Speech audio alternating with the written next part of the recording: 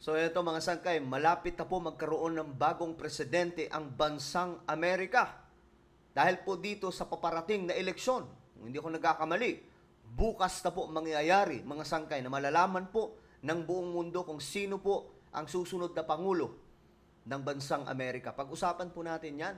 Bago tayo magtuloy-tuloy, pakisubscribe po muna yung ating YouTube channel. Yan po. Makikita nyo po yung subscribe button sa ibaba. Pindutin nyo lamang po yan. Tapos i-click nyo yung bell at i-click nyo po yung all. Sa mga nanonood naman po sa Facebook, i-follow nyo po yung ating Facebook page. Huwag nyo pong kalimutan, mga sangkay.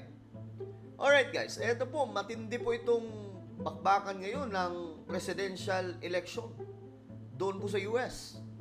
Muli pong nagbabalik sa entablado na si Donald Trump ngayon ay ilang beses po mga sangkay muntik patumbahin ito ng kanilang mga kung sino mga elitista ito mga sangkay na nais magpatumba. Kasi itong si Donald Trump talagang maka-Jesus ito sa US pa naman mga sangkay, kapag ka isa kang halimbawa na lang, isa kang kilalang tao na lagi mong pinopromote si Jesus Christ, nagagalit po yung mga elitista dyan. Kung kaya't yung iba mga sangkay, mga artista, pinapatumba po nila. Pinagbabantaan mga sangkay. Medyo malalim na usapin mga sangkay pagdating po sa elite forces ng United States of America. Ngayon, eto na mga sangkay. Tingnan po natin, mukhang dikit daw po ang laban nitong dalawang ito.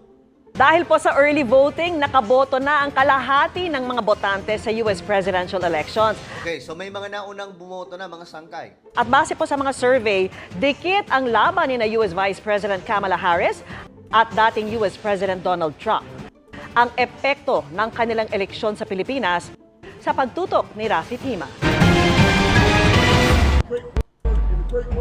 Formal nang nagsarang early voting sa Amerika at bukas magsisimula na ang botohan sa mga polling center. May mahigit 161 milyong botante sa Amerika at halos kalahati sa kanila bumoto na sa pamamagitan ng early voting. Sa ngayon, nag-iikot si Democratic nominee Vice President Kamala Harris sa Michigan habang si dating Pangulong Donald Trump ng Republican Party nasa Pennsylvania, kapwa mga tinatawag na swing states. Base sa mga survey, walang malinaw na leader sa dalawang kandidato kaya kung sino ang mananalo sa 7 swing state, posibleng maging susunod na Pangulo ng Amerika. That's going to be... Okay.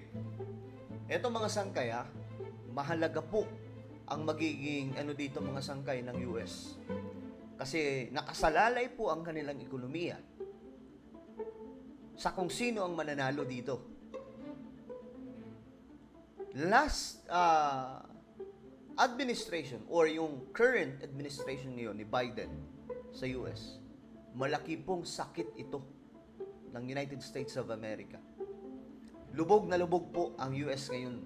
Yung ekonomiya nila ay bagsak at anumang oras, pwede na naman po mag-shutdown yung kanilang gobyerno, mga sangkay, na muntikan na po mangyari yan. Nakaraan lamang. Malaki po ang kinakaharap na problema ngayon ng US. Papansin ninyo, wala po gaanong matinong peace and order sa kanila. Bukod dyan, bagsak ang ekonomiya. Marami po mga bangko, mga major banks itong mga sangkay na biglaan pong nag-collapse. Ngayon, kung sino mananalo dito, magiging malaki pong gampanin niya ito. Si Donald Trump, mga sangkay, nung siya po ay nanalo bilang Pangulo ng Amerika, malaki po ang naging improvement ng US. Especially sa international. Dahil kahit papano, nire-respeto na ulit yung US Pero nung pumasok si Biden, problema na naman mga sangkay. Ngayon, ito na naman si Harris. Sino ba itong si Harris? Kaalyado po yan ni Biden. Babae, kaalyado ni Biden, mga sangkay, na masyado pong elitista ang mga astahan ni Harris. So, kung ako ang inyong tatanungin, mga sangkay, kung saan ako pabor, kay Donald Trump ako pabor. Ako in my own opinion, di wala mo sa inyo. Kasi si Donald Trump, may napatunayan na. Si Harris, bagamat wala pa mga sangkay, hindi pa po niya nararating yung tuktok na yan, marami na po ang agam-agam na ito po ang magdudulot o magdadala sa kapahamakan na naman po sa United States of America. Ito lang, titingnan lang po natin kung si Harris ang mauupong presidente ng US, edi good luck sa US. Pag si Trump naman, good luck din. Ang pagkakaalam ko, marami po siyang ipapadeport mga sangkay ng mga illegal na mga pumapasok sa US. So, babalik daw ulit mga sangkay yung America First na polisiya or programa ni Donald Trump. Really where the decision will be made, so to speak, dahil neck and neck sa lahat ng mga ibang mga states that will bring the electoral votes to close to 270. Ang 270 na sinasabi ni Ambassador Romualdez ay ang numero ng electoral votes na kailangan para manalo bilang Pangulo sa Amerika. Hindi kasi tulad sa Pilipinas kung saan ang may pinakamaraming boto ang mananalo. Sa Amerika, kung sino ang mauunang marating ang 270 electoral votes ang mananalo.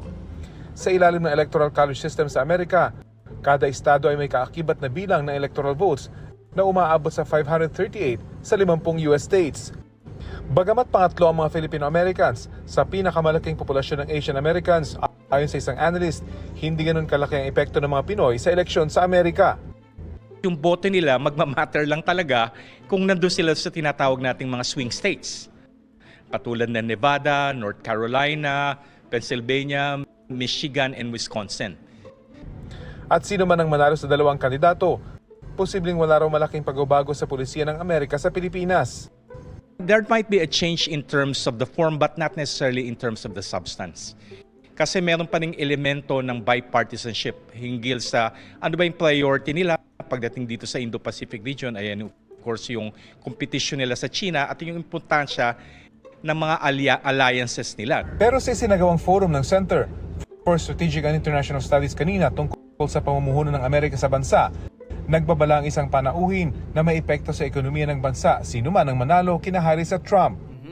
In terms of promoting alliances and making sure, the Philippines are part of, Indo-Pacific economic framework and more investment, I think Harris is better. But in terms of, building a bilateral relationship, one based on personalities, one-on-one, I think that you would have, some opportunities there with Trump. Para sa GMA Mas marami daw opportunity kay Donald Trump kung si Trump ang mananalo pagdating po sa partnership ng Pilipinas at US. Ngayon mga sangkay, ito pa, tingnan pa natin. PhilAm voters, pinaghahandaan na ang US presidential pool. So, tingnan po natin mga sangkay, ano ba ang kanilang ginagawa ngayon doon sa US? We're going to have the largest deportation of criminals in history. I won fights against the cartels that trafficked in guns, drugs, and human beings. And it is my pledge to you, if you give me the chance to fight on your behalf as president, there is nothing in the world that will stand in my way. Kapwa nangako si US Vice President Kamala Harris at Donald Trump na itataguyod ang seguridad at palalakasin ang border security ng bansa. Sa campaign speech ni VP Harris sa Michigan, 2 araw bago ang US general election, binigyan din ito ang ginawang pagpapakulong sa gangs at cartel na ilegal na nagpapasok ng droga, baril at nagpapalakad na human trafficking sa US-Mexico border. Ginawa niya ito nang siya ay Attorney General ng California. Muli namang pinangako ni Trump na magpapatupad siya ng mass criminal deportation at isasara ang US border sa Mexico kapag siya ay muling mahalal bilang Pangulo. Isa ang security at immigration policy ngayon sa pangunahing isipin ng mga Filipino-Americans gaya ni Jasmine na isang estudyante sa US. The two factors that would definitely influence my vote on the 2024 elections are the presidential candidates' policies on the economy as well as immigration, as I personally believe that those two things are the ones that would impact my life the most once they are implemented. Mayroong mahigit sa 4 na milyong Pilipino sa Estados Unidos ngayon at Grabe, 4 million? Dami. tinatayang 1.2 million ang maaaring bumoto sa 2024 election ayon sa US statistics. Makikita ang bulto ng mga Pilipino sa California kung saan mayroong 1.6 million, sa Hawaii na may 367,000 at sa Texas na may 194,000. Dami palang Pinoy sa US, no? Sa 4 na milyong Pilipino sa Estados Unidos, 68% sa mga ito ang panig sa Democrats, samantalang 31% naman sa kanila ang panig sa Republicans, ayon sa pinakahuling research ng Pew Polls. Samantala, isa din ang edad sa naging issue sa election cycle na ito matapos mag-concede si incumbent President Joe Biden dahil sa kanyang katandaan. Kaya isa ito sa binibigyan diin ni Harris sa huling 2 araw ng pangampanya sa mga battleground states. Klein Sinca, UNTV Okay. News and Rescue. So, kayo mga sangkay, kung kayong tatanungin, kanino kayo pabor dyan? Kasi, itong eleksyon ng US, hindi lang para sa US, mga sangkay, mahalaga ito. Kundi mahalaga po ito sa mga bansa na kaalyado ng Amerika sa buong mundo. Kaya nga mga sangkay, yung China, Russia, talaga nakatutok din po dyan. Ngayon mga sangkay, marami pong hindi magaganda kasi talaga na naging policy itong administration ni Biden na kaalyado po nitong Harris. No? At kung napapansin nyo yung US mga sangkay, sobrang gulong. Grabe po, wala pong peace and order na matino sa bansang Amerika. Tapos palala ang kahirapan sa US. Kamuntikan pa po mag-shutdown ang kanilang gobyerno dahil wala nang sapat na pera. So, itong si Donald Trump, marami pong mga Kristiyano ang pumapabor. Dito naman kay Harris, mga sangkay, marami po dito pumapabor mga elitista. Yung mga, alam nyo na yun, mga sangkay, yung mga makamundong mga Amerikano, yung mga karamihan, mga atheist, mga hindi nang kumikilala sa Diyos, yung mga ayaw nilang sumunod sa kung ano po ang alituntunin sa Biblia. Si Donald Trump naman, mga sangkay, karamihan po ng supporters dito, mga Kristiyano. Mga born-again Christians or mga Catholic or any mga sangkay, denomination ng mga Kristiyano, pabor kay Donald Trump. Bakit? Lagi po niyang sinasabi na si Jesus yung kanyang boss. At ito daw po ang kailangan mabalik sa bansang Amerika. Which is totoo mga sangkay. Ang isang bansa na mayroon pong kinikilalang Diyos, ang sabi ng Biblia, aayusin niya, mga sangkay, palalaguin niya. Kaya nga lang, yung US kasi ngayon talagang nasadlak po sa matinding problema pagdating po sa, ewan ko anong nangyari sa US mga sangkay. Dati, ninitingala po ito ng maraming tao, pero ngayon, mukhang may malaki pong pagbabago mga sangkay sa society po nila. And even their government, mga sangkay.